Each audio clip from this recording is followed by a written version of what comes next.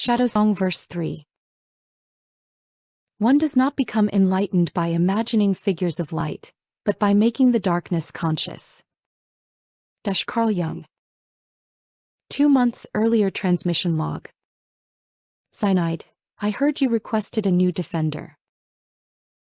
Akielaru, correct. Cyanide, what were the circumstances of the demise of Salmari? Akielaru, she served well. The family is entitled to full compensation. Cyanide, current status? Aiolaru, I'm currently en route to ferry the remains to the family for burial. Cyanide, is the body intact? Akielaru, yes. Empty vessel. They were utilized as an emergency soul stone. Cyanide, the vessel is Samsaran? Akielaru, yes. Cyanide, I will compensate family. Do not return remains. Reroute to Kryl. Akielaru, reason? Cyanide, I have an interest in vessel acquisition. You will be compensated. Akielaru, soul catcher? Cyanide, none are available at this time. Defender priority selection is possible. Akielaru, insufficient. Vessel possess true duo. Cyanide, I can arrange an extra seat at the Grand Gala for House Alaru. Akielaru, in addition to priority select. Cyanide, as long as vessel is properly preserved. Akielaru, it is a superior quality vessel. Cyanide, I can ensure Oleander Orwell is invited to the Grand Gala. Akielaru, agree. Chapter 1. Kali. Approximately a decade earlier, a large asteroid with an unusually high mystrium content was spotted by deep space scanners. Roughly 20 years ago, a sensor ghost was detected by deep space scanners in the Alvaran system, a Dominion protectorate. Syntholo was on his way back to Quelani space to attend his mother's funeral at the time. Being the closest scout, he was tasked with investigating the object. It was a previously uncatalogued asteroid. Scans indicated an unusually high mystrium content and the presence of several synthetic alloys previously used in starship construction. Syntholo plotted its trajectory. At its current speed and heading, it was likely to reach the Quelani-controlled Gaffin system in just under 400 years. It was highly likely that its course would alter over time, and predicting the path of an object over such vast distances lacked precision. He took it upon himself to periodically look for the object and note its progress in his mission logs. Just over 8 years after its initial discovery, the asteroid was nearing an insignificant star system. Syntholo was instructed to take measures to alter the asteroid's course so that it would collide with one of the uninhabitable planets in the system, and then to report the impact location where the mineral could be collected by their allies in the Midnight Fellowship. The asteroid missed its intended target and was pulled further off course by the gravity of a gas giant. It impacted with the remnants of a moon which was tidally locked with the gas giant. Almost a third of the moon had broken up over the ages, but it had an atmosphere and primitive life, proving the system wasn't as lifeless as previously believed. Syntholo's final messages discussing the asteroid were intercepted by a fleet of Black Church jumpships, which arrived before the larger, slower-moving Midnight Fellowship ships. Syntholo felt partially responsible for the plight of the E2 and did what he could to protect the primitive pre-Iron Age culture from the invading forces. His desire to protect the inhabitants was superficially noble, but the Black Church was aware of these survivors of the 12th Ark ship from Earth.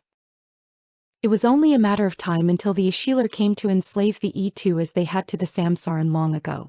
With the current drop in the Samsaran population as a result of a plague ravaging their system, Kali suspected the E2 would be collected and enslaved sooner than later. She had a personal grudge against the Ishilar.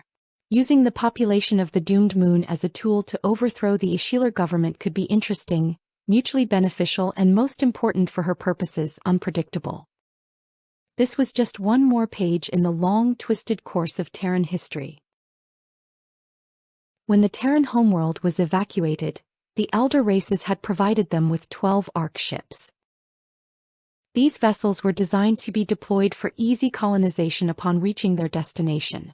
The fates of half of these ships are still unknown. The Mangani were deployed in Ark 1. However, they're not classified as subterrans for reasons that are confusing to non-Terran species. The colonists of Ark 2 eventually became the blue-skinned Darians. Ark 3 led to the black-skinned Dareth, which developed a well-established empire without significant external influence. The most successful species were the Sham-Farians of Ark 4, which were assisted by the Lamentics after the discovery of their colony site.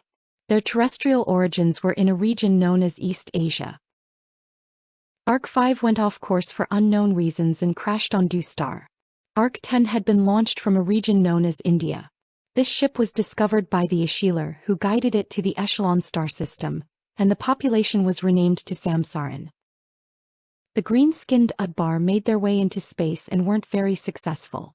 The fates of the rest of the Ark ships have long been unknown.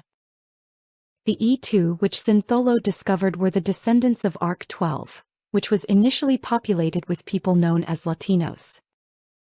Records recovered from the Ark flight recorder indicated they were impacted by an object in space, were thrown off course and crash-landed tens of thousands of years after the other colonies had been established.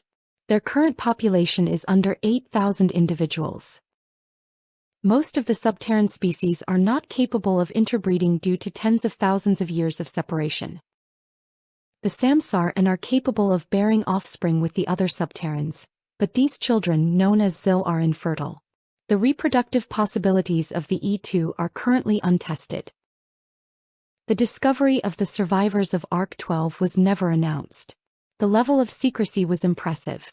Their skin tone was close enough to the Samsarans that they could easily be absorbed into that population, without anyone ever knowing they existed. This would be catastrophic for the E2. The absurd standards of beauty enforced by the Ishilar government would likely relegate the majority of the E2 population to manual labor. There was plenty to think about and discuss during the 4-day trip from the home of the E2 to the Jahar corridor. Callie looked forward to stopping at the free port to resupply. It was managed by the Mercantile Marines, which was bound to be interesting. With any luck, she'd find a pirate hat like the one Baron Deloric used to wear for sale in one of the shops. Syntholo wasn't happy with Callie's insistence on meeting the native population, but he didn't have much choice in the matter. He was right. Sooner or later the Ishilar would come for the E2. If she was willing to expend the time, money and manpower required to train and prepare them for contact with a much more advanced society, it would benefit the fledgling subterran species in the long term. Lady Darkseid's goal of overthrowing the Ishilar government seemed unrealistic even to her. She planned to take it seriously enough to divert the eyes of the major players, oracles and prophets away from her real objectives. Kayla had been busy during Kivaza's last chat with Cyanide. She had more cards in her hand than anyone suspected. Her sexual foray with Syntholo had provided unexpected inspiration. Labarth, Rukuhar and most likely Aisha as well had spent years pulling on unseen strings, not realizing that the more they pulled, the more tangled the strings became. Kayla was the new spider at the heart of the spiderweb, patiently biding her time for the day when the marionette pulled back. Callie logged a collection of messages to be transmitted as soon as the shuttle was within range of the Lightwave Intergalactic Relay Network. She planned on the messages being intercepted. Worst-case scenario, some wouldn't be. Kayla understood the way of the Weaver well enough to make sure the real messages were delivered directly to their recipients. Kivaza wasn't entirely comfortable with sending telepathic messages that far, or with her new understanding of just what the Cletharians had done to alter the Dareth millennia ago. Liberating the Dayron Republic from the False Queen's influence would become a necessity in time. Labarth's desire to push events toward his ends had blinded him to the utility of entire nations that he saw as controlled by other players in this game of fate. Trying to manipulate the old queen into believing he was orchestrating her end had been pure hubris. The old queen had been planning for her demise, setting things in place, since the days of the Eldaron Empire. The people seeking to direct the flow of the prophecy couldn't grasp that the proverbial game board was built by the old Cletharian queen following Dvorjan's specifications. Their goal was never to end with sovereign might, but to ensure that such an objective was unachievable. The queen's lesson was that order leads to stagnation and chaos is not sustainable. A new equilibrium must be achieved, now that the former realm master Dvorjan has passed beyond the veil, and his counterpart has released her grip on the threads of destiny. Callie couldn't wield this power alone and wasn't foolish enough to try. Section break. 2 weeks, Callie grumbled as she looked at the star map. I thought we were going to be back with the others in 2 standard weeks. I'm worried about the twins and the Weaver. You said we have to travel through the corridor at warp speed. I don't understand how we can do this in 2 weeks. Don't worry about it, Syntholo said. We're already 4 days out. A standard week is 10 days. If I'm reading this right, it's a 9-day jump from Jahar to Erosha. Add in the time it will take to travel through the corridor at standard warp. Callie said. It can't be done. We're fine, Syntholo said calmly. It's another 3-day jump from Erosha to the regional star link, Callie argued. I'm counting 17 days just in jump space, and I have no idea how long we'll be traveling at warp. I'm not permitted to discuss the details, Syntholo said as they slowed near the edge of the Ribbon Nebula. It'll be fine. We'll be arriving at Erosha by the end of the day tomorrow as long as everything is on schedule. As they floated silently in space, Callie could feel an irrational anger growing within and around her. At first she thought it was from the darkling which was hiding within the shadow of her hair, but there was a division between her 2 souls that felt strained.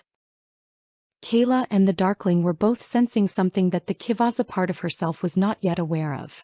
There was an intangible pressure all around her. The source was drawing closer. I need to take control now. The Kayla half of her psyche struggled for dominance over their body.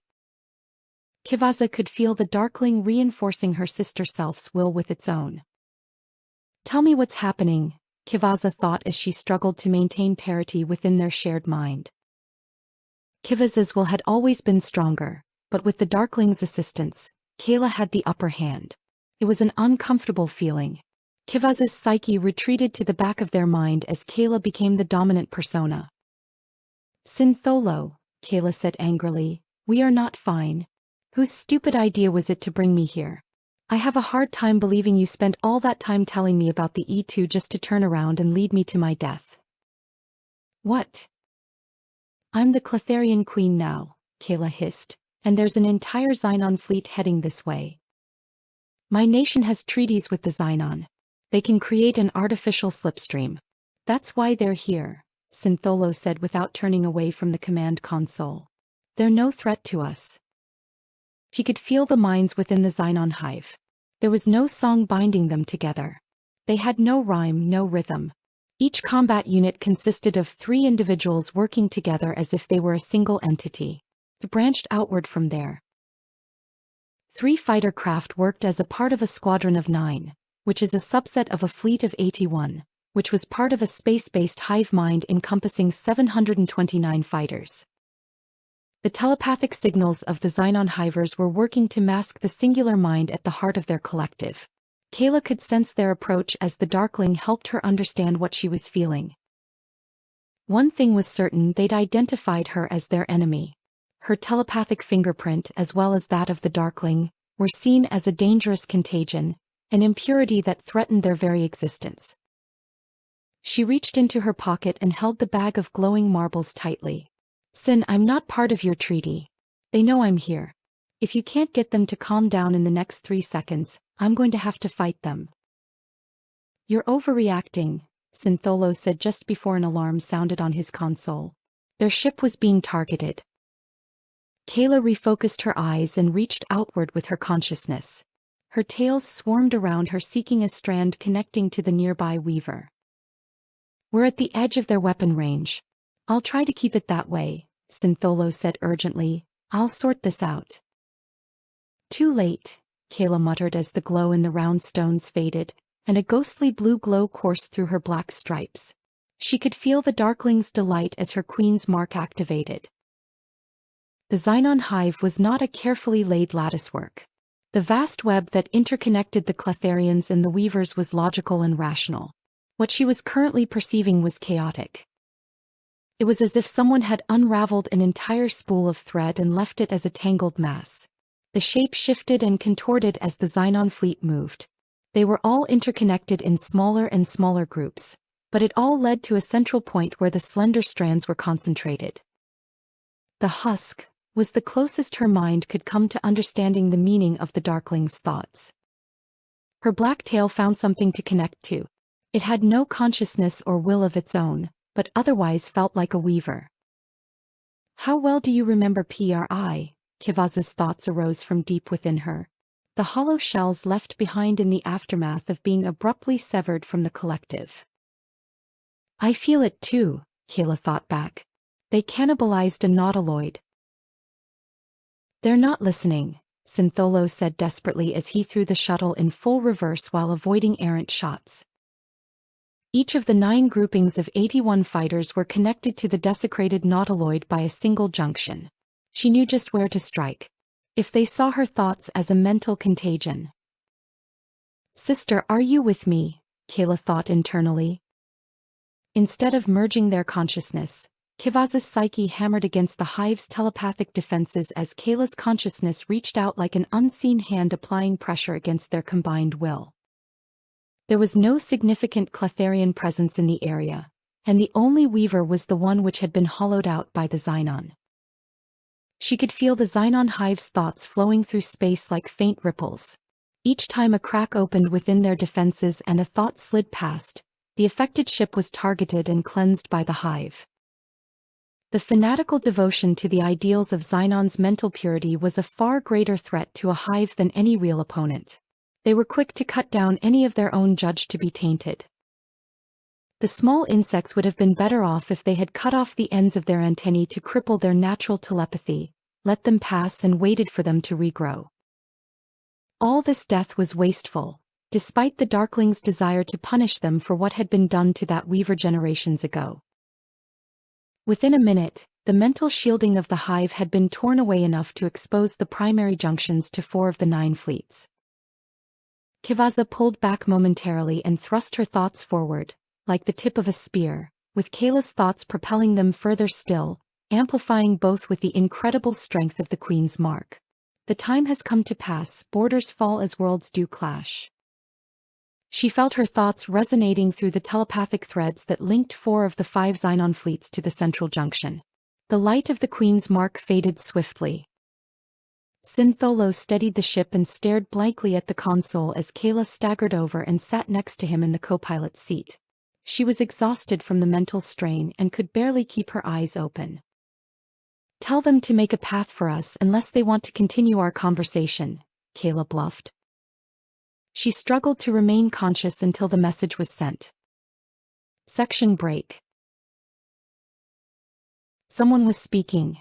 No, this was a memory. Kayla's psyche was mostly dormant after accessing the power. Kivaza was unsure what to do. She could feel the Darkling rummaging through their mind. They were meant to be earning the strange creature's trust, but how far could they trust it? How often had the shadow entity peered into their mind while she slept? Seemed to be looking for something specific. There were many memories sealed away in her mind, but it seemed to be avoiding these locked memories. It was hard to judge whether the Darkling's thoughts were more or less advanced than she was accustomed to. It tended to think in complete concepts instead of individual words, which made judging its intent tricky. It seemed to be looking for lies. No, that wasn't quite correct. Kivaza observed as the shadowy entity continued its search. She wished she could just pull the entity into a mindscape and talk, but without Kayla's involvement and communication limitations, it just didn't feel right. Kivaza tended to avoid accessing her ancestral memories. It was beneficial in attaining an intuitive understanding of things known during the days of the Eldaron Empire, but wasn't helpful in most situations, and was subject to ancient biases and misunderstandings. I think I understand. Kivaza's thoughts floated through her mind toward her visitor. Kayla learned about Xenon during a meeting at Geastachios. Would you like me to show you? The Darkling wordlessly confirmed her suspicion. Kivaza gently guided her guest through the memory. She was in a borrowed body at the time, Kivaza noted. I suspect that's why you were having difficulties locating it. Kayla had never felt completely in sync while her soul was within Bruja's original body. As a result, most of the memories from that time period weren't quite from a first-person vantage point due to the mild body dysmorphia she was experiencing. The table with the Karzan wearing the leather tricorn hat, who's sitting with two women, Kivaza thought. Kayla was in the black-haired woman's body. She let the memory play out as the Darkling observed. What about the three bugs over at that table? The black-haired woman asked. The ones with heads like ants. Kayla was asking about the people at the meeting, Kivaza thought while feeling a little strange about narrating one of Kayla's memories. The green-haired woman squinted and said, Deloric, can you tell if they have antennas? The ends of the Xenon's antennae had been cut and bandaged. That they do. Hivers this far from home. That's a welcome surprise, the Karzan whispered. The Xenon hives have never gotten involved with outsiders before. The Darkling seemed angry. Well, that's clearly not accurate, Kivaza narrated. Speaking from a limited or flawed understanding isn't the same as a deception. The Darkling seemed unconvinced. We don't all share our minds, Kivaza thought. There is no publicly available record of the Weavers existing, so almost nobody knows anything about them. Later in the conversation, Baron Deloric, the Karzan, says the Xenon can communicate with each other all across Keralis, and nobody knows how they do it. I know now, and the Xenon and Cletharians know, but with powerful people suppressing information about the Weavers, this knowledge would be inaccessible to him. He was speaking the only truth he knew, even if it was wrong. She felt the Darkling stirring, correcting her further. The extended range of the Xenon was only while they were in space, and could only travel the distance of a single warp day without being relayed through their hive mind.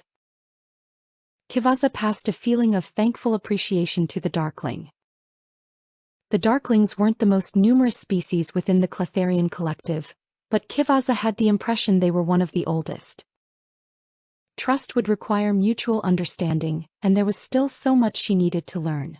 She'd had many teachers over the course of her life and looked forward to learning what she could from her strange companion. Kivaza frowned. She missed the twins and was worried about the baby Weaver. How would the mutation core affect it? Are you frowning in your sleep or waking up? Syntholo asked. She opened one eye. Pain shot through her skull. She closed her eyes. She felt like she'd just looked into the heart of a star. She refocused her vision and slowly opened her eyes. Hey, Kivaza grinned. I thought you weren't comfortable around me in that form. He was wearing 6 of the 7 layers of his scout armor. He had wrapped the final 7th layer around her, laid her on top of his thick furry tails, and was watching over her with a mournful look in his yellow eyes. I was starting to think I lost you, Syntholo said softly. I did what I could to make you comfortable while we wait. Please get changed. Kivaza pouted. But I'm comfy. You helped me pick out this sarong. I think it works well with the fur bikini top. Lady Darkseid, Syntholo growled, why do you insist on tormenting me? What are we waiting for? She asked as she reached up and ran her fingers through the fur on the side of his face. She grinned deviously as she watched his jaw tighten. The jump ship that will be taking us to Erosha will be arriving soon, Syntholo's voice rumbled in his chest. Get up and get dressed. Are you sure? Kivaza teased. This is our last chance too. Kivaza landed on the floor as he yanked his tails out from underneath her. Don't hurt me unless you mean it, Kivaza grumbled as she got up and headed to the back of the shuttle to get changed. Section break. It wasn't long until the jump ship arrived. Kivaza was glad to be wearing her new armor when they were escorted off the shuttle by armed guards. She was livid when Syntholo was diverted to be brought to a holding cell. While the small group of crew members she met were polite, there was an uncomfortable level of hostility. She was led into a lounge area equipped with a psionic dampening field and encouraged to make herself comfortable. The Darkling was more frustrated by the arrangement than she was, but it was good to know she could still feel its thoughts and emotions as long as its shadow was in contact with her skin. Kayla's psyche remained dormant, and the stones she'd collected from the old queen's chamber remained dark. She felt like a prisoner despite being invited to visit Mistress Quelani. Syntholo had broken his vow with her, but that didn't justify this kind of treatment. She'd been told almost nothing and they clearly didn't know what she was capable of. The dampening field was blocking most of her mental abilities, but it did nothing to restrain her co-betomge or mistrionic abilities. She could probably take out the crew, but what then? They had more ships, and despite the vast array of powers, Kivaza didn't like her odds of surviving in deep space. Jump space was an even surer sentence, and that's where they would be for the majority of their journey. If she were to undertake such a fruitless course of action, Syntholo would undoubtedly turn on her. Kivaza resigned herself to living with her restrictions, but at least her prison had nice amenities. There were several couches, tables, video screens, and lounge chairs, as well as an observation window so she could gaze at the stars if there were any in the murky red of jump space. They'd entered jump space before she'd made it to the room. Gaffin to Erosha was just shy of a 2-day jump, and she couldn't even contact anyone until they re-entered real space. To delay the onset of monotony, she decided to watch the seminar on oral intercourse that Syntholo had shared with her while she was at the club. It would be nice to know what she was refusing to do the next time some asshole Vulpine claims he'll consider having sex with her if she's skilled on her knees. A single thought kept passing through her mind while reviewing the video. Now I understand why Lamentics don't do this. On the other hand, Cyan was in for a surprise next time they have time together. Maybe they did have a point, Kivaza considered. Whenever she thought about her Tejmare, her internal focus changed. Sin was in prison, Kayla's psyche was dormant, the Darkling was nearly incomprehensible, and Gauri, Shinji, Ziku, Yari, Tyrell, and the baby Weaver were back at the array. Nelfree and Kiryu were safe at home on Hyrule, and Miyako and his family were most likely back home on Carmel. He had made friends, allies, and contacts. There were more people who depended on her, cared for her than ever before, but she was more alone than she'd ever been. The closer her friends were, the more she silently resented that they were there but Zenaide was not. Kayla knew how to deal with emotional complexities. Kivaza didn't just have difficulty in trusting, but in allowing herself to accept the inherent weakness and vulnerability required to love someone else and allow herself to be loved. What made Cyan different was her inner strength. Kivaza knew that woman was willing to bend the laws of the universe for her sake. The seminar had wasted a few hours, but she still had a long flight ahead of her. Kivaza had never been good at just sitting around. She needed to be doing something. Anything to drown out the silence in her head. She'd spent 40,000 years trapped in a defective medical stasis pod and kept the thinnest scraps of sanity by singing in her own head and trying to listen to other minds. That's how the riddled infinity prophecy got its start, and eventually became a sort of language for the Clefarians. The idea of further captivity, even if it was less than 2 days, didn't sit well with her. Kivaza walked around the room adjusting the positioning of the furniture so there was a ring of clear space. She walked in a tight circle, focusing on the sound of her footfalls, then closed her eyes and started jogging around the room, using the sound waves like sonar to mentally map the room. On her second pass, she started thumping the ground on her right with her tails. Kivaza smiled and relaxed as she pretended the added noise was the sound of Zenaide jogging alongside her. A memory of Cyan's words echoed in her head. "You're fantastic in short bursts. How long do you think you could keep that up? This is all about stamina." Kivaza focused on the memory as she continued running the loop around the furniture. She kept her eyes tightly shut to ensure she could maintain the fantasy as long as possible. She focused on her breathing and the beating of her heart. She reminded herself to pace herself periodically by replaying Cyan's words in her head. After running for some time, Kivaza reached out her hand to someone who wasn't really there.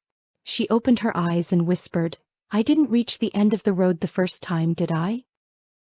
She remembered Cyan saying, We can walk the rest of the way. Kivasa finished walking her path around the furniture and plopped down on a couch. She'd hoped to tire herself out, but all she'd managed to do was make herself thirsty.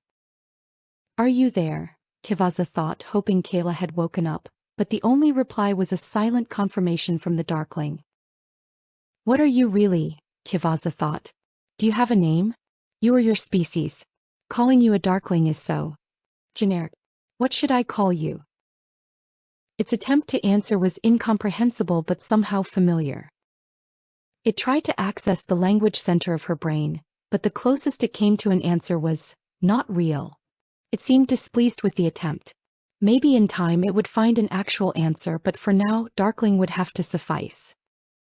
What are you capable of? Kivasa thought, but it didn't seem to understand her question. She suspected Kayla would know more, but if she did, those memories weren't accessible. Kivasa looked over at the smooth metallic door to the room. It had no handles or windows or even a nearby panel. Sitting around trying to have a conversation with her strange shadow passenger was frustrating. Without being able to route her thoughts through the nautiloid, it would take a long time for them to learn to communicate effectively. She slid each of her brown tails through a fold in the corresponding leg of her custom armor. It was surprisingly comfortable. Bruja had done a fantastic job, even if it would take time for her to become familiar enough with the outfit to make the action feel more natural. A bit like putting your hands in pockets that are positioned differently. Sliding her black tail under the mid-calf skirt felt completely natural. Bruja had told her mutaphasic regenerative biofiber was the best material available. It was dark gray, snug yet comfortable, and that's all that mattered to her right now. The fit and craftsmanship were worthy of the craftswoman's reputation. There had been a minor alteration made to the design that had been a bit of a surprise. It had a hood which hadn't been part of the original order. The design of the addition told her all she needed to know. It would easily accommodate the fox mask here you had bought her, and the words "best bitch" were embroidered on the inside, where nobody else would ever know they were there. She stood up and practiced sliding her brown tails in and out of the armor, then tried getting used to it while moving around. For now, she would just have to pause to move her tails into the protective folds. Kivasa was fast running out of distractions and was starting to get hungry. Hopefully they'd have real food. She was tired of ration packs. She walked over and banged on the door. She was getting restless and annoyed. She paced back and forth near the door as her impatience grew. I did not consent to this, Kivasa yelled as she pounded on the door. As she deliberated using her kobe-tomj to break down the door and get herself something to drink, she heard rapid footsteps approaching. She rushed over and sat on a couch facing the door, trying to look calm and less homicidal. Kivasa focused on her sense of hearing as the sound of someone approaching ceased. Just beyond the door, two people were talking. The sounds were faint, barely audible. She could hear the subtle sound of more people approaching. She attempted to reach out to the elements, but jump space beyond the walls was strange and alien to her. Within the ship there was sound, electricity, enough moisture to create water, and what she'd need to generate fire. Manipulating the materials used in the ship construction would be risky. She'd feel better if the guards hadn't insisted she leave her sword on the ship, but it was just as well. With the dampener in place, she'd be unable to release it due to the nature of its grip. It sounded like there were at least a dozen people outside the door. If they were looking for a fight, Kivasa would just have to rely on her kobe-tomj, making claws from the decking like when she fought with Syntholo. If things got bad, she'd just have to take the risk and use her elemental manipulation battle magic. Her muscles tensed as the door opened. She could sense her companion's uneasiness as two women stood in the open doorway, one slightly diagonal to the left of the other. She could as much feel as see the shadows of people on the walls on either side of them. Kivasa warned the Darkling to remain hidden, then refocused her eyes. He was afraid of something. The taller of the two women was a Dareth with pure black skin and silvery white hair, typical of their species. Her hair was long and stringy, her features narrow, her eyes seemed small, and her forehead a bit longer than average. Her muscles were toned, but her figure lacked the curves Kivasa expected to find in more athletic women. The red aura around the woman was a clear indicator she also had Kobe Tomj, but the variety of the training she'd received wasn't clear in her movements. The shorter woman had dark brown skin, a rather distinctive hue, significantly darker than even the E2. Her hair looked short, but the actual length was hard to determine given the small tight curls just above her scalp. A vague recollection from Kivaza's ancestral memory seemed to suggest the shorter woman bore a strong resemblance to the ancestral Terran predecessors of the Dareth, long before their skin turned from brown to black, and their hair from dark brown to white. Kivaza's muscles relaxed slightly as she became distracted, wondering about woman's species. Maybe she's a Laika? Her eyes were a gentle amber color, and her facial features fit together well, a stark contrast to her companion. The woman's aura was a yellowish color unfamiliar to Kivaza. They were both wearing the same sort of layered armored cloth wrapping Kivaza had grown accustomed to seeing Syntholo wearing. The way it was wrapped around them and the colors were different, but it was clearly the same style of formal military attire. The taller of the two was wearing an eighth layer that Kivaza found very distracting. It was a transparent shawl that glimmered slightly. Lady Darkseid, the shorter of the two women said as she strode into the room, while the other stood waiting just outside the doorway. There seems to have been a minor oversight. I do hope you're willing to forgive any distress it may have caused you. She paused and looked toward the woman wearing the shawl. Kivaza's tail prepared to reach out from under her armored skirt as the woman reached under a fold of clothing, and relaxed as she withdrew a small electronic box and gently positioned it on the table in front of Kivaza. This is a call button, the woman continued in a formal tone. If you need anything, please let us know. We'll make sure your needs are addressed to the best of our capabilities. Unfortunately, we will have to insist you remain in the ambassadorial lounge while we're traveling. The speaker looked back toward the door and then back to Lady Darkseid. Kivaza didn't see any energies flowing between them. If the women were conferring, it couldn't be with the use of any knacks or technology.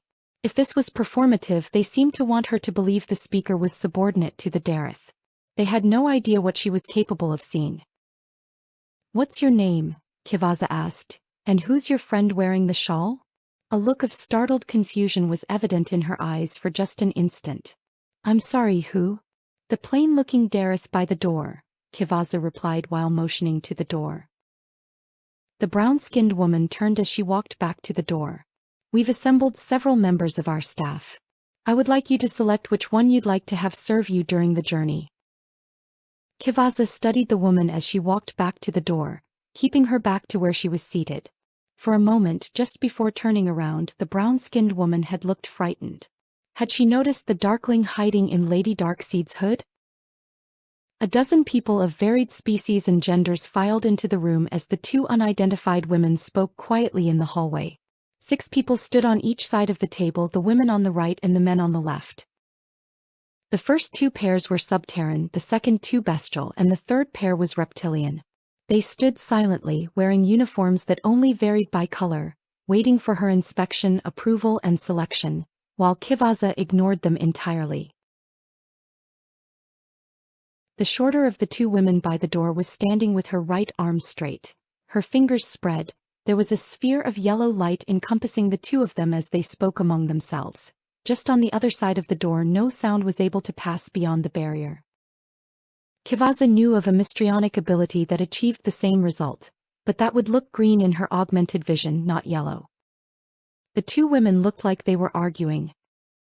Kivaza smiled quietly as she watched the selectees trying desperately not to fidget. She waited until the 2 women finished their discussion. The Dareth stormed off and her shorter companion walked back into the room. "So, have you made your selection yet?" "I didn't get your name. What should I call you?" Kivaza said. "Oh, I'm Lilac," the brown-skinned woman said warmly.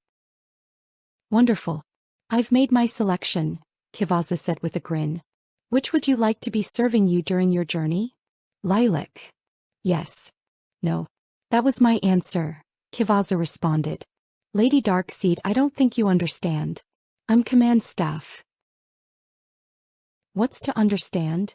Kivaza smiled deviously. "I was told within the Quelani Dominion, that submission is the greatest gift and should be cherished above all others. I'm asking that you offer me this gift until I meet with Mistress Quelani." Lilac bowed her head and quietly responded, "Yes, Lady Darkseid." Taptidu. Kali. Kivaza enjoyed having a member of the command staff ensuring she had plenty to eat and drink. If she'd gone with one of the choices that they had offered, she suspected it would have been a very different experience. Lilac had her own responsibilities to deal with and seemed to appreciate that Lady Darkseid had no interest in burdening her with requests.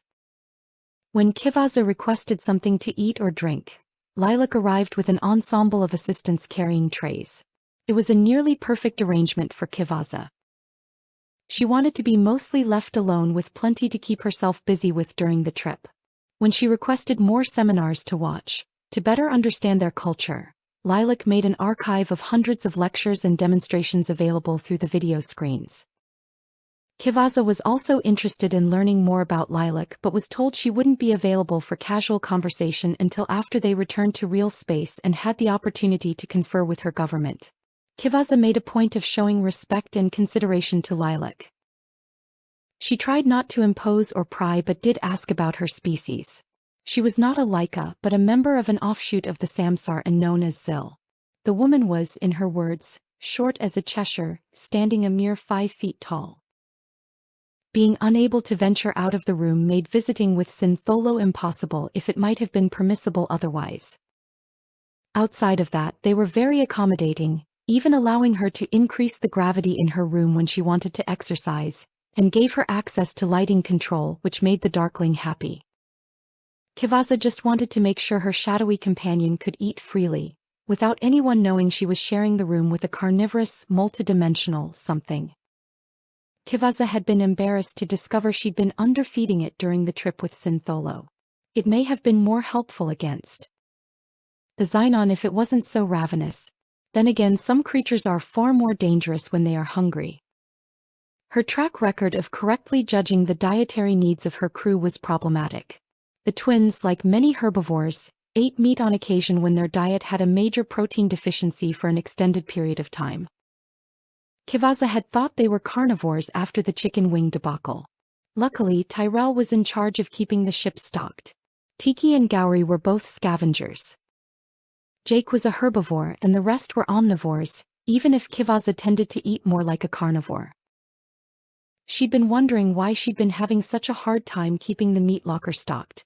Learning that the Darkling was the culprit might have been reassuring if she wasn't suppressing concerns that it might eat her if she failed to prove her worth to the Cletharian collective. Syntholo's shadow could kill it and it saw Lilac as a threat, so Kivaza knew who she wanted to be around if its hunger got out of control. Naturally, Kivaza guarded those thoughts from it. Watching the cooked flesh of their dinner melt into the shadowy creature had been both fascinating and chilling to watch. Lilac stopped by the room to give Kivaza a 20-minute warning before they returned to normal space. It was an odd interaction. Lilac seemed startled when Lady Darkseid greeted her by name. Wearing that other woman's shimmering shawl, over her normal armor, was far from a disguise. It looked the same to her with or without refocusing her eyes.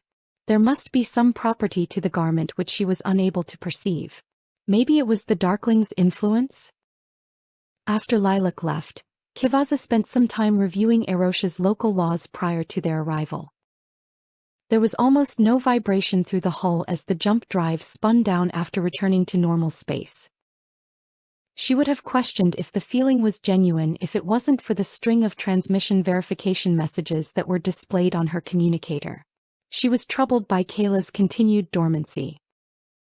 It had been almost 2 full standard days since their psychic battle with the Xenon Horde. It was as if her sister self had been comatose ever since. Cyanide had cautioned her about calling herself Kivaza in public, but calling herself Callie without Kayla felt almost disrespectful. Still, it was better than using her title. The Darkling returned to its hiding place behind her head, merging into the shadows within her hood and under her hair.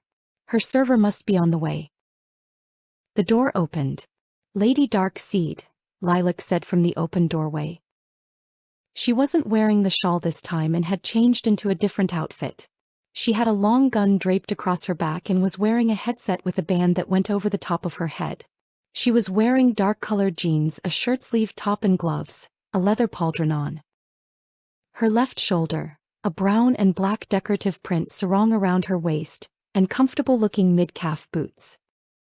"They're sending a transport up from the surface now. Is there anything you need from the craft you arrived on before you disembark?"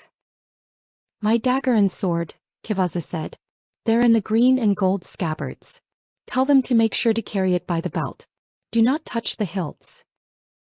"I'll have it retrieved for you," Lilac said. "Cute outfit," Quelani commented. "It suits you." "I sure hope so," Lilac chuckled. "It's casual wear. Well, except for the rifle. I'm never entirely off duty, even when I've been instructed to show you around the city. This does mark the end of my service for you." "That's great," Quelani smiled. "I've been looking forward to that casual conversation." "You handled your role well," Lilac said. "I can tell you're used to playing the dominant role. I expected you to abuse it. The true power is in submission. I hope one day you're comfortable enough to switch the script. There's a joy in pleasing another that may benefit you in time, Lady Darkseid." There was an interesting undertone in the woman's voice which Quelani wasn't fully able to interpret. It wasn't actually flirtation but something else entirely. It might have helped if she could feel Lilac's emotional state. "We'll see," Quelani said. "I find the intricacies of your culture a little overwhelming. Set and dynamic boundaries, degrees of consent, proclivities and attractors, the real nature of dominance and submission. That was a tricky one.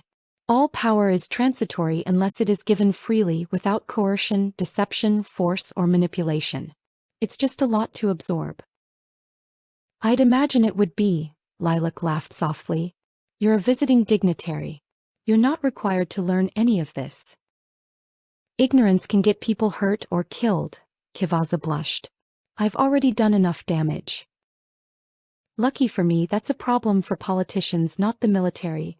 Lilac's eyes betrayed an anger not evident in her tone. "I might have gotten a little carried away," Quelani sighed.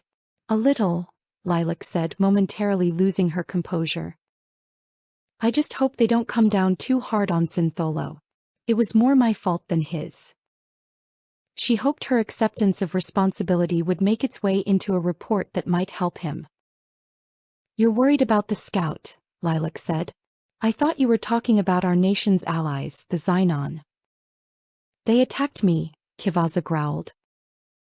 The transport just completed its final docking sequence. She tapped the side of her headset. "We're clear to get moving." "It was self-defense," Quelani grumbled as she walked out of the room and followed Lilac down the hallway. "Is that why everyone seemed so hostile?" After leaving the psionic dampening field, Quelani could feel the minds of numerous crew members, but none were close. Lilac's mind felt strange, but her form of mental shielding was unfamiliar. The hallways had been completely cleared as well as the docking bay. Someone in the chain of command or government must have been worried that Quelani would use her mental abilities to influence the crew. Section break. The transport they arrived on had been the last flight down from the jump ship. The skyscraper they landed on was a massive 500-story building towering over a vast, sprawling city below. The sharp contrast between a planet that had enjoyed thousands of years of peace and a place of constant conflict like Hyrule was evident in the architecture. She hoped to have an opportunity to see this view again during the day. The glimmering skyline was breathtaking. Each of the major structures rested on platforms separated by well-lit parks with lush vegetation and rows of flowers growing within dimly lit border fences. The platforms were interconnected by walkways with glowing borders that slowly shifted through a rainbow of colors. Every walkway throughout the city shared its color with the rest of the city, except for those leading from Anne to the central tower, which was always a dull white. The borders between the capital and other cities in the distance were delineated by differences in the walkway colors. From the top floor of the tower, the borders of the botanical regions were reminiscent of circuit boards. A brilliant blue star was shown just above one of the moons as it inched up over the horizon. Erosha had two moons, one major and one minor. The larger was tidally locked, and the minor had a 4-hour orbital period. Kivasa might have thought it was a large ship if she hadn't been told otherwise.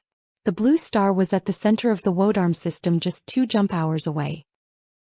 The next 2 floors were for system security and varied military uses. The Darkling was getting restless. Kivasa had encouraged it to explore on its own once they made it down into the city.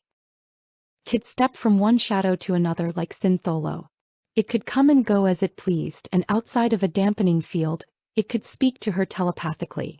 Kivasa suspected it just wanted to get far away from Lilac. The elevator came to a stop on the 99th floor. "Lady Darkseid," Lilac said as she stepped off the elevator and motioned for her to follow, "there's been an unforeseen problem requiring your assistance."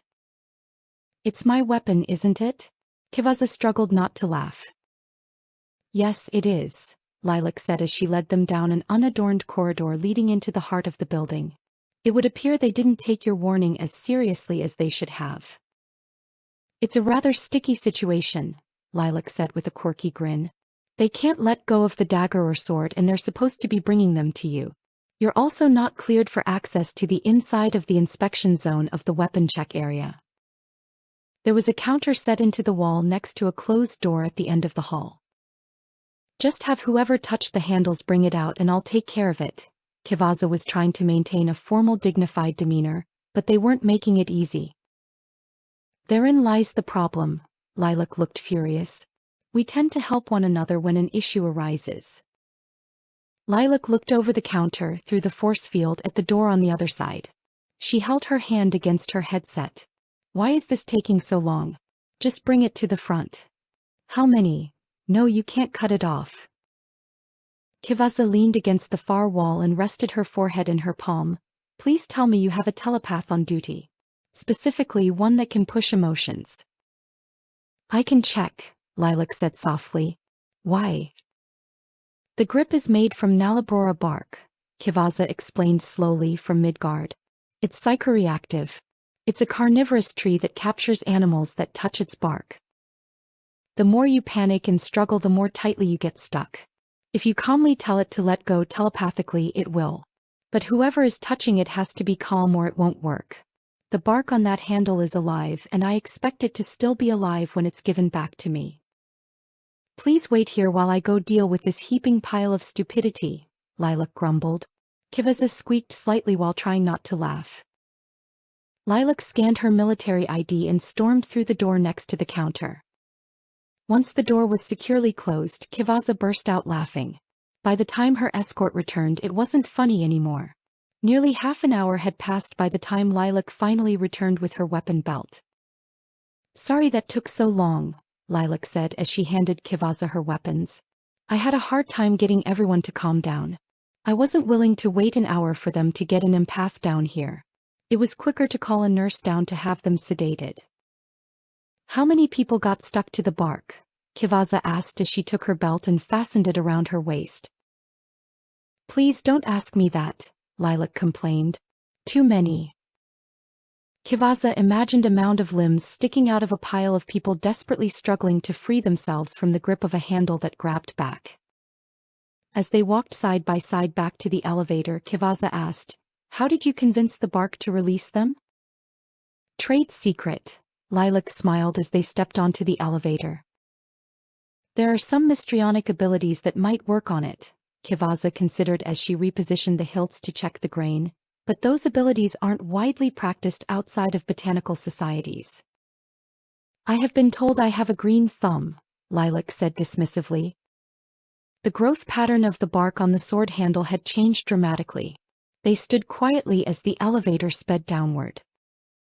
"They're an interesting pair," Lilac said as they neared the ground floor. "I'd love an introduction to the craftsperson that made them." "Hi, it's nice to meet you," Kivasa teased. "Really, you made these?" "I didn't handcraft them," Kivasa said. "I'm skilled at manipulating the elements." The handles were made from Nalabrora branches. I shattered a Rayquaza's horn and combined it with titanium for the blades. The serrated edges are made from Ciarego teeth, and I added some powdered Zanril tusk for a little added enchantment, so I can't be injured by my own weapons. These are all from the same place as that wood? Sure are. I was told they spark when they touch each other. If you rub them together, they'll ignite. If you ever make another pair or replace these, Lilac smiled. Please let me know. I will, Kvaza chuckled softly. One of these days I may upgrade to a better metal. True steel maybe. Too rich for me, Lilac said softly. The elevator door opened. This was a government building, not a starport. There were no booths, shops, or stalls. If there was any presence of the old factions, it was elsewhere, most likely in the actual starport. Lady Darkseid was here as a guest of Mistress Quelani and was afforded special treatment as a result. She was unlikely to get an honest feel for life on Erosha or within the Dominion. She was being treated as a visiting dignitary and was likely to be shown a specific sampling of their society intended to impart a good impression. She already knew about their treatment of male Laika and Syntholo's impending punishment, although how he was to be punished remained to be determined. Maybe he'd just get a good flogging. He'd probably enjoy that. The bottom floor of the building was a confusing wall of vending machines in the central of a serene garden with lengths of combed sand on each side of the marble walkway leading to the glassy wall which parted leading to the building's exit. The inner door closed, ensuring a gust of wind wouldn't disturb the inner tranquility. As the outer door opened, a gentle floral-smelling breeze blew into the rectangular entry. There was a car parked in front of the door, slightly to the left. It was a 3-seat vehicle with a central wheel and 4 hover struts. How long have you been allies with the Xenon? Kvaza asked as she accompanied Lilac to the car. I haven't seen many 3-seaters. A seat for the official, their guard, and a driver, Lilac said as she opened a door on the side of the vehicle. The back 2 seats were divided from the singular seat in the front. This would permit a visiting emissary to talk with their guardian privately while traveling. A button next to a small display indicated whether or not the driver was able to listen in. Kvaza feigned interest as she was driven around and shown the city's attractions, as if her driver was following a checklist. By the end, Kvaza felt like she was going to be asked to invest in real estate or some cultural enrichment scheme. The entire planet was starting to feel like a vast and elaborate tourist trap. Public observatories, 2 arts districts, numerous museums, colleges, theme parks, a Gamaro-incorporated independent shipyard, theaters and playhouses, public baths, live sex shows, confectioner's row. Lilac stopped the car. Yes, Lady Darkseid, her driver said as they pulled into a parking spot. There was a fairly large military presence on the surface. Possession of weapons by civilians in public may have been highly regulated, but with a full third of the population being either active or reserve military personnel, there were no conventional security forces. It wasn't as absurd as Ilianti, but there were monitoring devices throughout the city. Kvaza suspected most of their informal military had enlisted just to be licensed to be armed in public. Only formal military, like Lilac, were able to carry rifles or high-tech sidearms. The restriction was that only government-approved weapons were allowed. Legal firearms were unable to fire without authorization. On closer examination, all of the freedoms permitted to citizens were a thin veneer to mask staunch control over the citizenry. The planet seemed peaceful and its inhabitants happy. Regardless of Kvaza's opinions, it seemed to work well for them. That rifle is half your height, Kvaza teased as they walked toward a storefront. I'm career military, Lilac turned and smiled. Most people enlist just to be licensed to carry. The trigger is only active in approved areas or with XSEC approval. Let me show you. She unslung the rifle from her shoulder, angled it toward the sidewalk and pulled the trigger. It went back without anything happening. The trigger won't engage unless you have a XSEC authorization key, which needs to be requested before you pull, and it verifies your sight line every time you try to fire. It reduces your rate of fire, but it serves the public good. There's a purple light next to the trigger that turns blue when you're approved to fire. Nobody even batted an eye when you started waving that around, Kvaza noted. Why would they? Lilac laughed. They know I can't fire it. She swung the rifle back over her shoulder. So weapons like mine are a more serious threat, Kvaza said. particularly to the people that take instructions like, "Don't touch the handle," as a challenge. Lilac opened the door for Lady Darkseid and followed her inside. The store was divided into 3 sections. Gourmet chocolates to the left, other types of candy to the right, and specialty treats behind a counter by the far wall. Kevazza had never seen so many varieties of sweets. More impressively, everything in the store was made locally. The specialties were all made in the back area of the shop, just on the other side of a glass wall. She walked up to the side of the counter and watched a team of artisans hand-carving an elaborate chocolate sculpture, while others carefully painted it with specially cultivated breeds of cocoa in red, orange, and blue. It was going to be a statuette for the birthday of an Urinarax with brightly colored plumage. "I'm going to put in a custom order," Kevazza blushed. "Can you do me a favor and pick out some things you think I should try, and I'll cover the costs?" "Yes, Lady Darkseid," Lilac said with a big smile, then went to work recruiting one of the employees to help her fulfill the request. Kevazza stroked the top of her communicator and sent a message to Prask, which she marked as both urgent and immediate response required. She was in luck. Science Defender was able to provide the images she needed, and Tyrell was available to make a 3-dimensional rendering of Cyan with the addition she needed. She'd never discussed sweets with her Tejmare, but she hoped Cyanide would appreciate the 18-inch marbled white chocolate sculpture of her wearing the wings of glory when it arrived. She met back up with Lilac after her order had been entered and paid for her special order and assortment of sweets. After leaving the shop, they took a walkway down to the park and sat at a table to indulge while they talked. A few minutes after sitting down, she received an information packet from Tyrell, with instructions to open it after she was done enjoying her vacation. While sending him a message to thank him, Kevazza realized the Darkling was off exploring somewhere, although she wasn't sure when it had left. "How have you enjoyed your visit so far?" Lilac asked. "You've performed your job admirably," Kevazza grumbled. "I know you have a personality hidden in there. I've seen it poking out a few times. I had this problem with Syntholo at first. If you're concerned about the impression I have of your people and your nation, you're going to have to do something that may be against your instincts. Stop being a soldier long enough to be a person, and please call me Callie." "Yes, ma'am." Kevazza frowned darkly. "I'll try, Lady Callie." "Better, but just Callie. I don't enjoy being called a lady any more than I asked to be called queen." Lilac looked confused. "Why would?" "Because I am," Kevazza said firmly. "I'd love to know who thought it was a good idea to invite the Queen of Cletheria to pass through a Xenon colony site. I'd understand if they wanted to arrange peace talks, but that was... unless they were trying to get me killed. No, that would have been easy once I was on the ship." "You're Cletherian?" "The answer to that is complicated. I was made to be the heir apparent. I think the old queen planned to take control of my body eventually. By the time we finally met, she was too weak and I was too strong. So now I'm the queen." Technically, Kayla was the chosen successor. She had no way of knowing if her assumptions about the old queen's intentions were correct, but it made sense to her. "They didn't cover any of that in the briefing." Lilac sounded embarrassed. "It's only been about a month since I took the throne. I don't think there was a formal announcement." Kevazza snickered softly. "The most hated empire in Corralis has a new leader. Don't miss the celebration party at Pilth, and don't forget your scopes." Lilac covered her mouth, trying not to laugh. "It's okay," Kevazza smiled. "It was a joke.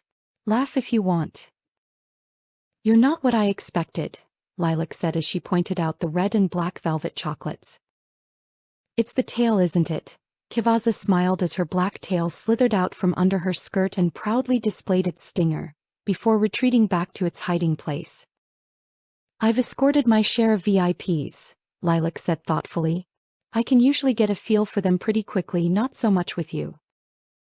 "You haven't asked for consent," Kevazza said without thinking. "I'm asexual and aromantic." "Add direct and blunt to that list," Kevazza giggled. "I wasn't asking. I'm just a habitual flirt. I wasn't trying to insinuate." "I've just had my Tejmare on my mind," Kevazza sighed. "I'm also worried about Syntholo." I'm not permitted to comment on that. Maybe not, but I can, Kivaza grumbled. I'd like to speak with Mistress Quelani before his punishment is decided. I don't think that's going to happen, Lilac mumbled as she rummaged through the goodie bag. What? Try this, Lilac insisted while passing her a rather provocative-looking red candy. I was told they're really popular. It was a blatant attempt to distract her. Kivaza slowly rotated the phallic candy while holding the stick jutting out of its rounded base. It's part licorice stick, part sucker, Lilac said enthusiastically. It has a creamy center. Just be careful, the filling foams up when it's exposed to air. How do I even? Lilac scooted over next to her, holding a second obscene candy in hand. Let me show you. The distraction worked. I watched a course on this while I was on the ship, Kivaza laughed. I didn't expect to learn how to do it with candy. The candy tastes a lot better, Lilac smiled. I've had people tell me otherwise, but it's a lie. It was an awfully unusual icebreaker, but Kivaza was glad Lilac had finally relaxed, even if she suspected it had started as a manipulation attempt. They were starting to have fun and there were questions she wanted answered. I've been wondering, Kivaza unfastened the belt clip holding her dagger in place. She placed it on the table still in the sheath. How did you free them from the hilt and what actually happened back there? Have you ever handed something to a child with the instruction, don't touch it, and the first thing they do is say, touch touch, while tapping it with the tip of their finger? I've seen it. That's how it started, Lilac shrugged. I'm pretty sure this is going to turn into a cautionary tale that will be told long after we're gone. You're not a telepath, how did you get the wood to release them? I asked it too, Lilac shrugged. Plants just like me.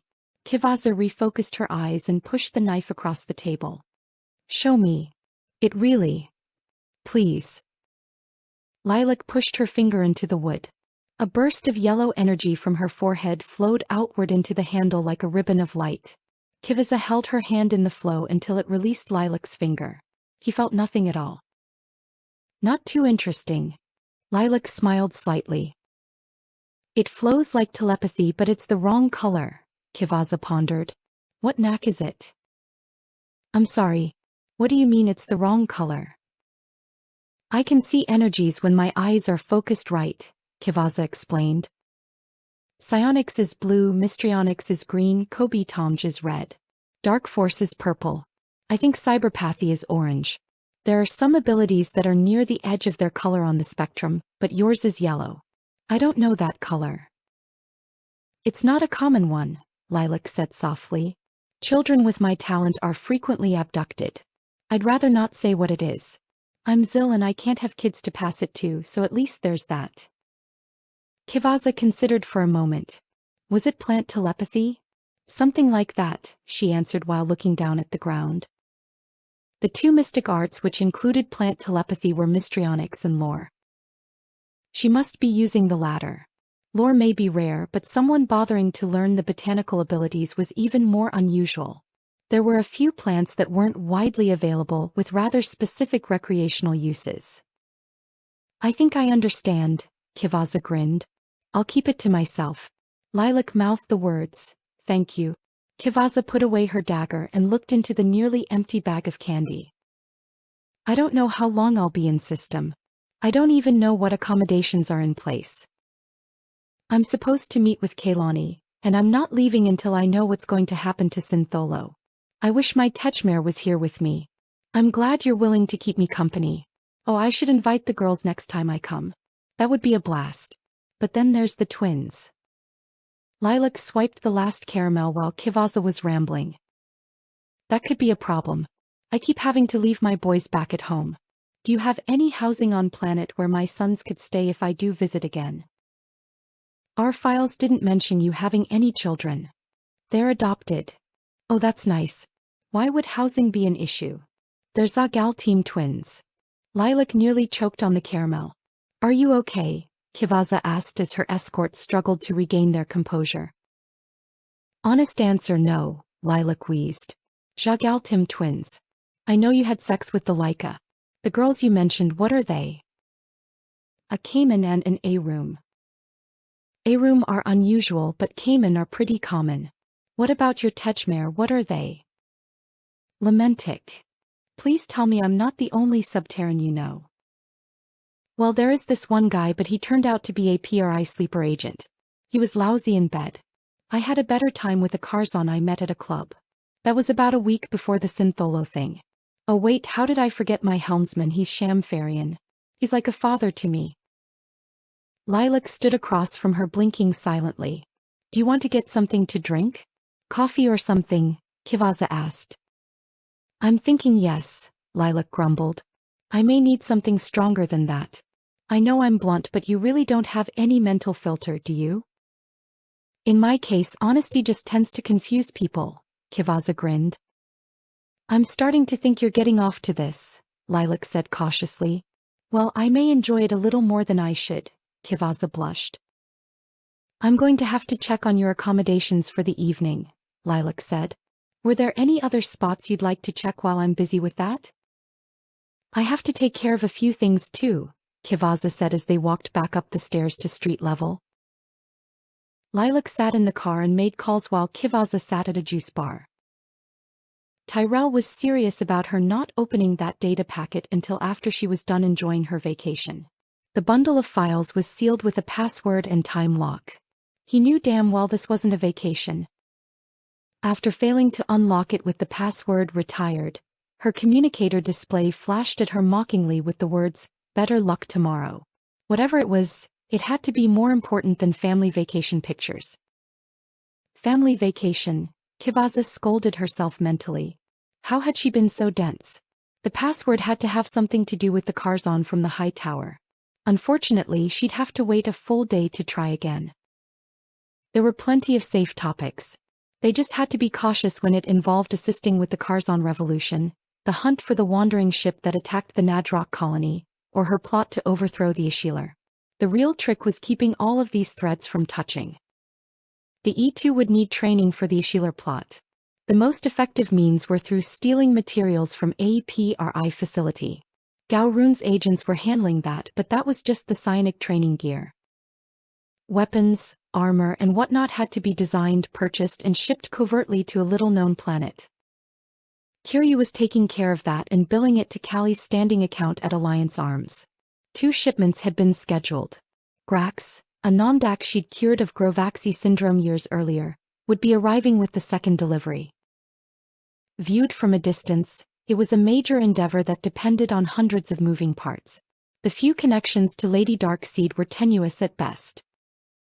She'd only met a couple of dozen E2. She hadn't seen Grax since handing him over to Project Acorn, and Kiryu was taking care of the order, but only cared what was being ordered, not why. Gowroon's team's job was to procure the equipment and deliver it to Geese Tashios, nothing more. It would take quite a bit of effort to tie it all back to Lady Darkseid. Kivaza had treated it as if it were an important plot, key to bigger plans. In reality, she expected it to fail rather quickly, but leave the E2 in a position to more easily blend into Samsaran culture in time. Anyone using mystical talents to find out what she was plotting would find the E2 and completely overlook her plans for the Karzan. Kivaza shot a quick message to Tyrell to let him know that the Xenon could create artificial slipstreams that could help explain the unusual movements of the mysterious ship that attacked the refugee colony. If that ship attacked the E2 homeworld, it would be devastating. Lady Darkseid needed the population relocated before that could happen. The uncharted planet being in line with the last known trajectory of that ship may be coincidental, but why take the risk? Tyrell sent her a response. There had been news from the crew of the salvage ship. A Xenon colony had moved into the remains of the nautiloid she'd felt die near the Nadrock colony. There seemed to be a direct connection between the ship and at least one Xenon colony. Syntholo knew nothing about it. But did people higher up in the Quelani Dominion? Kivaza sent another message to Tyrell asking about her family. Tiki and Jake were planning their visit to the Loctarian homeworld. Shinji was planning to leave the array soon. Gowri was keeping herself busy taking courses? That one was a bit strange. Kivaza had no idea what, if anything, he was alluding to with that message. It was probably nothing, considering the next transmission was a collection of letters composed by the twins, mostly talking about their little sister Shelley. Kivasa sat back inside. She'd made a mess of things with the others, but most of them still seemed to care. Jake still didn't, but if that suddenly changed, she'd be really worried. The person she was most worried about losing was. Kivasa felt something as she held on to her bag of marbles. There was a weak energy within them. She was still unable to contact Kayla or access the Queen's mark, but something had changed. There was hope her sister self would awaken. Kivasa didn't know enough about what happened while Kayla was with the old Queen. The stones and the Queen's mark were both somehow interlinked. It would have been nice if Kayla told her how before having a psychic duel with an entire Xenon colony. "Are you okay?" Lilac asked as she joined her at the table. "What can you tell me about growing up as a Zil in Samsaran culture?" "Nothing," Lilac shrugged. "My mother was Dareth, my father was the Samsaran. I was born on a Merc Marine ship. It's no place to raise children, so arrangements were made to have me raised here. I have no clue how they figured out what my knack was when I was less than a year old, but someone did. I've had a pretty good life, so I haven't given much thought to the circumstances of my birth. Sorry, I'm not much help or very interesting." Kivasa wondered about Lilac's conversation with her superiors. She seemed less relaxed.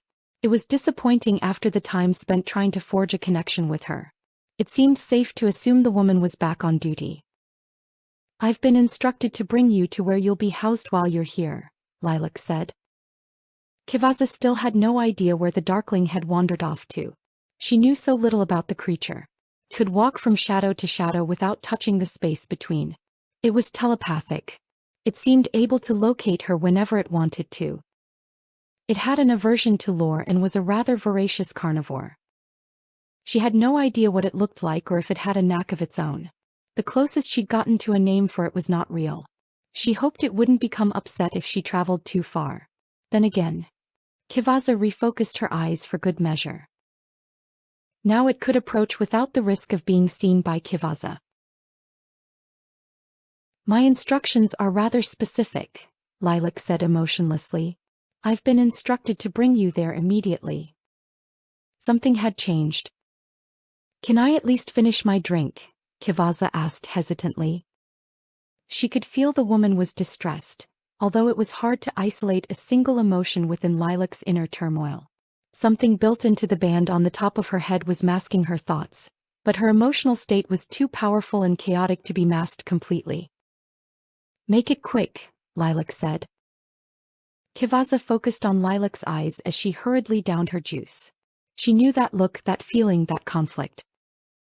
It was fear, specifically the fear of death before entering into a battle you can neither win nor avoid. While drinking, she used the thought-to-text feature to send an urgent message to Tyrell authorizing him to transfer half of her remaining funds into an account of his choosing. "Let's get this over with," Kivasa grumbled as she lowered her glass onto the table. It sounded louder than it should in her ears, like a gavel's final stroke. There were hundreds, maybe even thousands of people within the city carrying assorted firearms. She had a pretty good idea of what would happen if she was suddenly listed as a valid target. Lilac was just following orders whether or not she agreed with them. Kivasa had no real choice. She'd go wherever the woman had been instructed to bring her. It was a real shame. She'd hoped they could become friends. Maybe she was wrong about this, but she didn't think so. Kivasa accompanied Lilac back to the car. Chapter 3 Captivity Day 1. Syntholo. He'd had almost 6 full weeks to contemplate his crime. Years of loyal and unfaltering obedience had been despoiled in a moment of weakness. He'd allowed himself to be so easily manipulated once he'd already fallen from grace. His sexual awakening had been in the midst of a moment of pain and weakness. That justification was inadequate. Not wishing his poor performance to reflect badly on the teachings of his nation was a flimsy excuse for further indulgence, but that hadn't been the end of it. How could the Daemon pardon actions for which he could find no penance within himself? The final moments of passion he'd shared with Lady Darkseid were not to ease emotional pain, or to preserve the reputation of the Quelani Dominion, but because he wanted more. He'd resisted her overtures from that moment forward, but not without exertion of a great deal of willpower. Had his failure of principle been with a woman like Nelfree, he may not have been able to withstand the temptation. There would be no justification, no excuses, no denial or rationalization. When they come and bring him before the goddess, he will simply accept whatever judgment she passes down. Callie was so insistent that he'd already been living in voluntary exile and had been mistreated. As much as it frustrated him, he knew she didn't understand, but how could she? The Dominée was immortal. Always young, always beautiful, always just, always chaste, and infinitely wise. After being brought to the temple complex, Syntholo had knelt on the hard stone floor of his cell in Terran form with his head lowered in shame. He'd remained there for over 30 hours, refusing food or drink. He was not worthy of the time of a single server. In time, guards would come to bring him before the domina. The interior of the cell was distraction-free to allow detainees opportunity to contemplate what led them to be here. There was a narrow, rectangular, knee-height bed extending from the back left corner. The walls were built from hexagonal bricks of varied materials. There were 6 in total without any repetition in the sequence. The flooring was made of poured stone. When he'd first arrived, there had been a meditation carpet on the floor, but Syntholo had rolled it up and moved it against the right side of the back wall. The front of the cell was a force wall which was emitted from a roughly ankle-height emitter rail. Food, drink, and other essentials were passed under the rail to the cell occupant. The most natural way to accept offerings was to kneel then bow.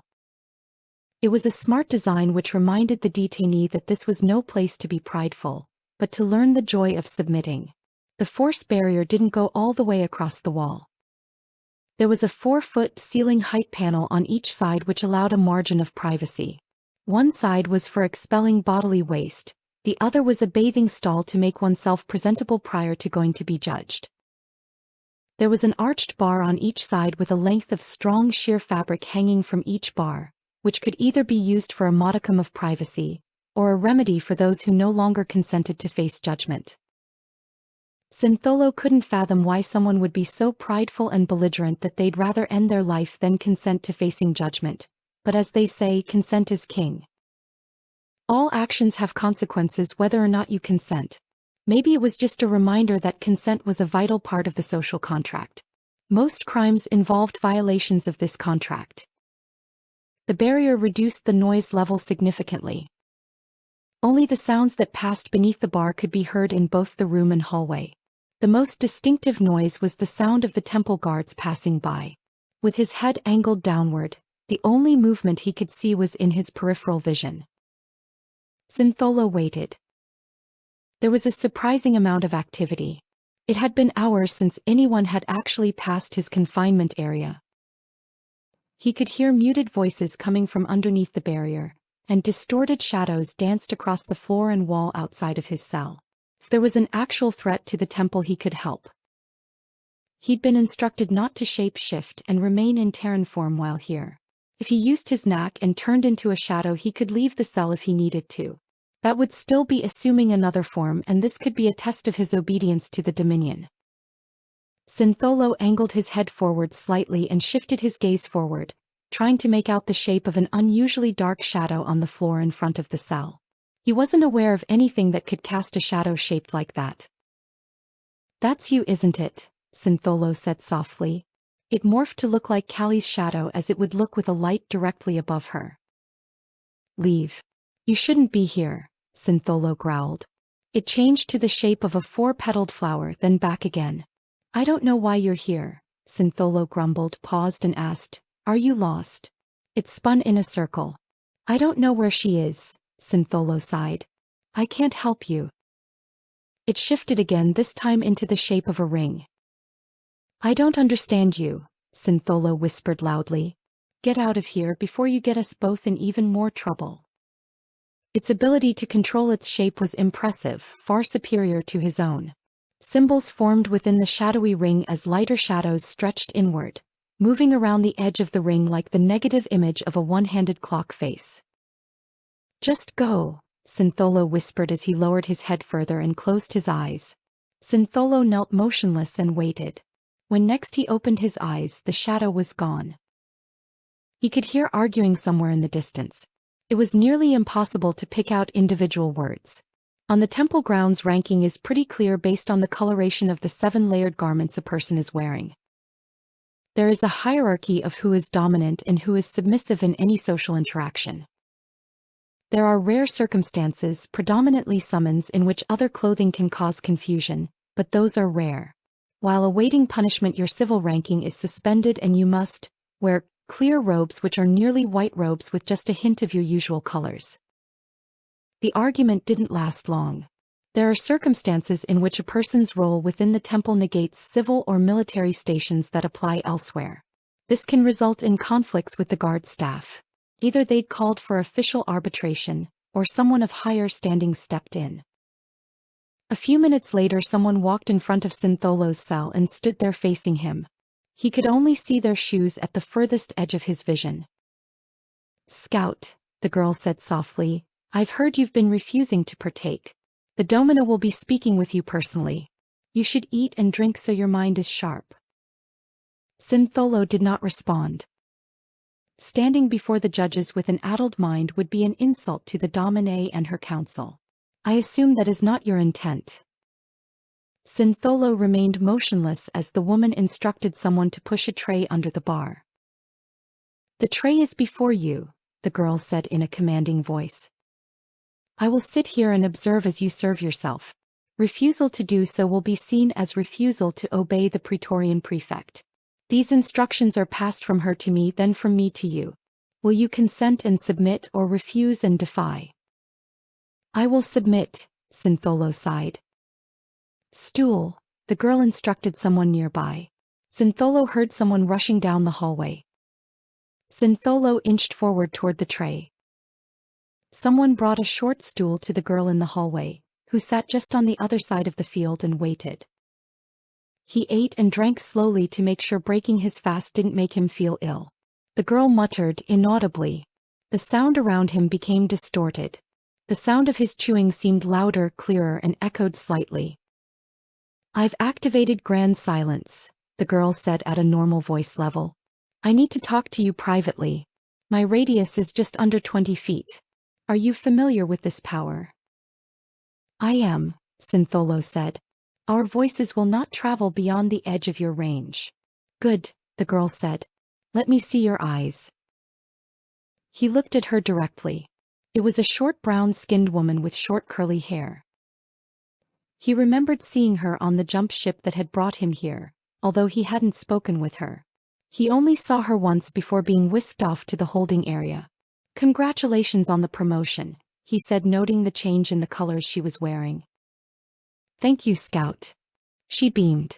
It was tradition to not refer to anyone by name as long as they wore clear robes. "I fail to see the point in a private discussion," Syntholo said, trying not to sound disrespectful. "I served Lady Darkseid during the journey, and intend to volunteer to serve her further while she's our guest." She indicated a desire to know the outcome of your trial. "With your approval, I'd like to be the one to provide her with that information. I believe we have some level of trust after I showed her around." Syntholo chuckled softly. "Then you don't understand the first thing about her." "Why do you say that?" "Which Lady Darkseid do you think trusts you?"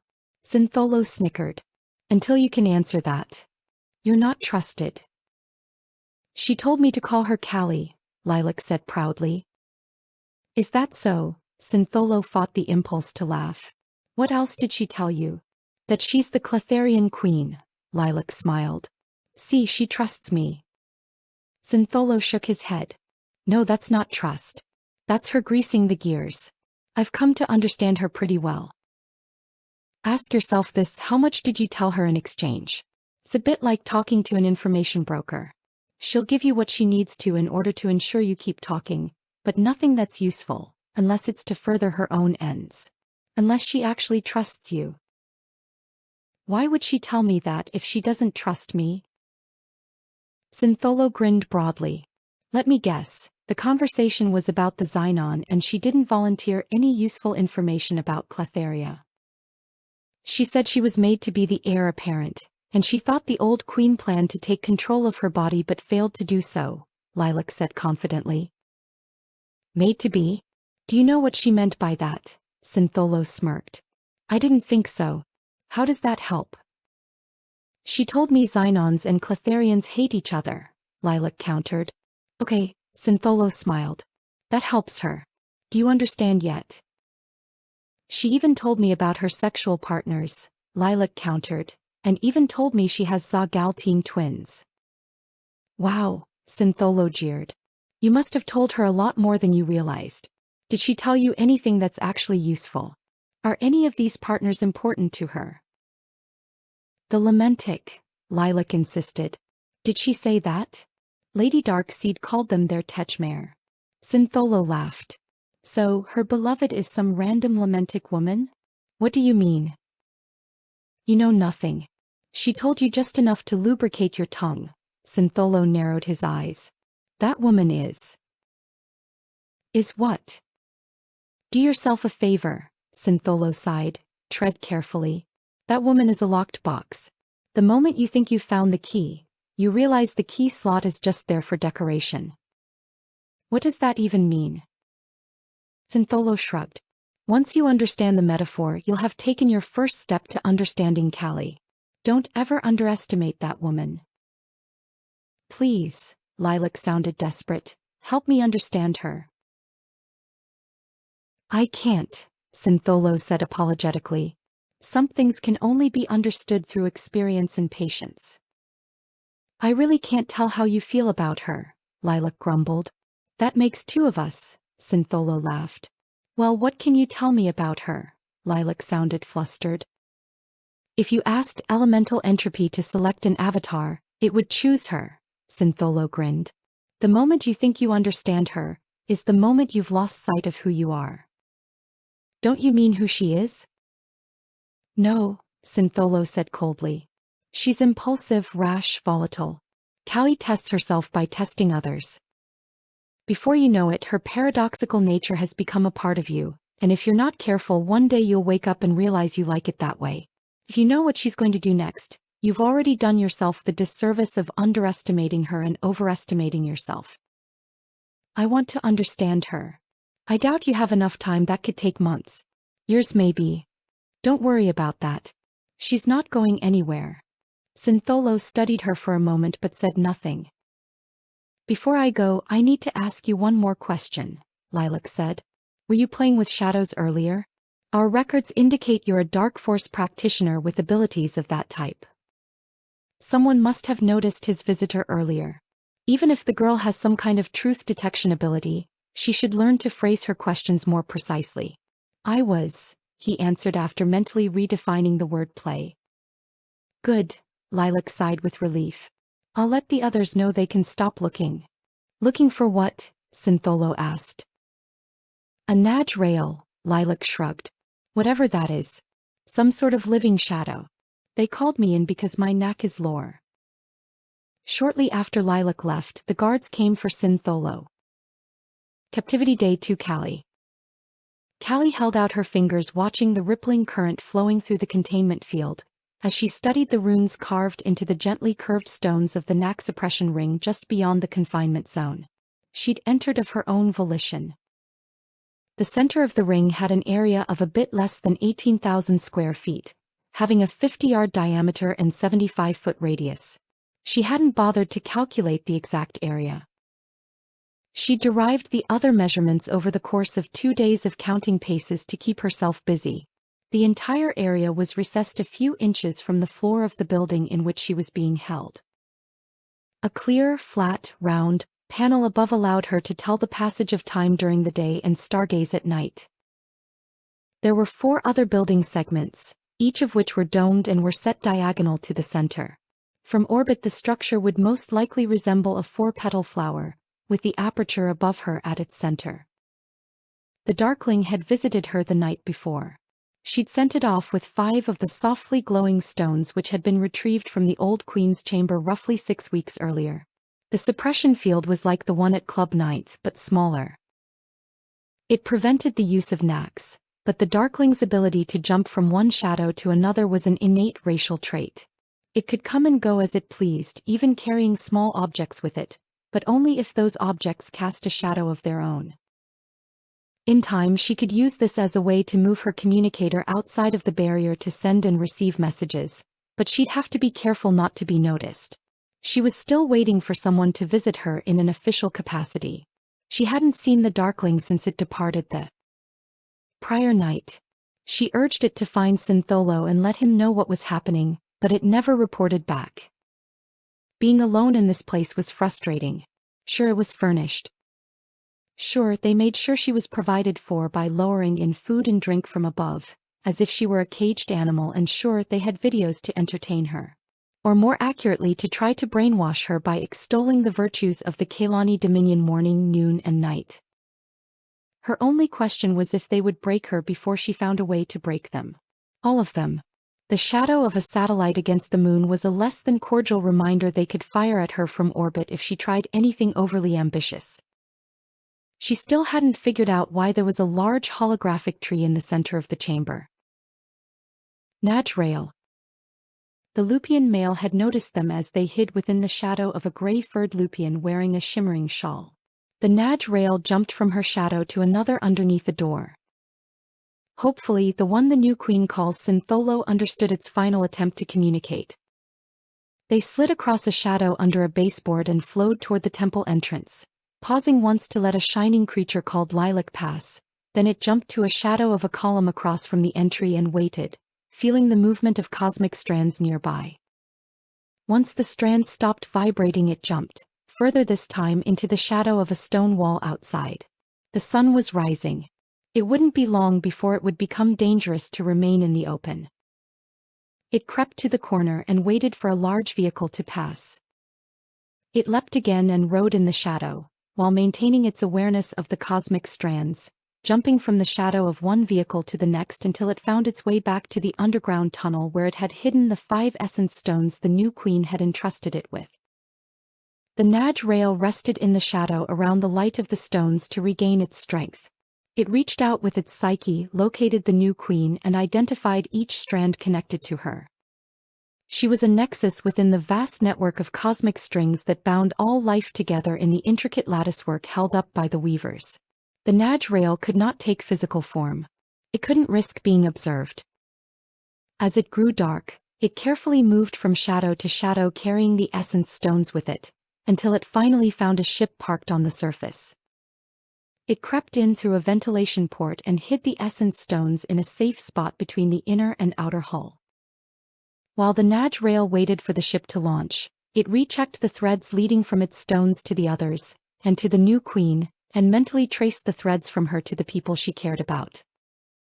It was starting to hunger and hoped the shuttle would be carrying many tasty morsels when it launched, but not too many, and hopefully none containing that accursed light called lore tainting their meat. Once in space, the subtle vibrations within the essence stone would guide it. The Najrael didn't object to being called a darkling, but worried one day the woman may learn the Najrael are remnants of the Takvaj. The Eldorani ancestral memory within her may contain stories of the primordial eternal black. Its ability to interact within the common reality of Corrales was limited. It could feel, it could resonate through thought and emotion, it could move, transport, and even consume, but it could not exist as living creatures. As long as it was a mere projection into the common reality, it could not die. However, it could be banished using lore, or consumed by shadows made with dark force. The Najrael were few and could only replicate within black holes from which they seldom escape. The pilot boarded the ship. The Najrael lightly touched their mind. The ship was going to load passengers elsewhere. The co-pilot boarded. Once the pre-flight checks were complete, the craft took off. The Najrael waited. The first stop of the space bus was the starport. The vessel was too slow. The Najrael had far to travel. 6 passengers came on board. The Najrael lightly caressed the minds of several passengers. One was a member of the Planetary Defense Forces on their way to report for duty on an orbital station. The Najrael jumped into a shadow within their duffel bag, pulling the essence stones with. The officer disembarked on the station, made his way to the barracks, and locked his duffel inside his locker. His shift wouldn't start for over an hour. It carefully sampled the minds of other workers as they entered and left the locker-lined area, avoiding anyone who felt too dark or light. It would prefer a meal of people with knacks but had to be selective. Mind knacks were more likely to lead to discovery. Physical knacks could defend if they had time, but mystic talents were easy prey. A loud clang drew the attention of the Naj rail, which sampled their thoughts swiftly as the pair leaned against the locker with their bodies pushed against each other. They were planning to take a 2.5-day trip through jump space to visit one of their families on Termu. They would be entering real space for an hour at the end of the first day while passing jump space disruptors near a Starlink. The Naj rail found a shadow in a small bag carried by one of them, moved the essence stones, then jumped into a shadow under the hairline of the person with longer hair and waited.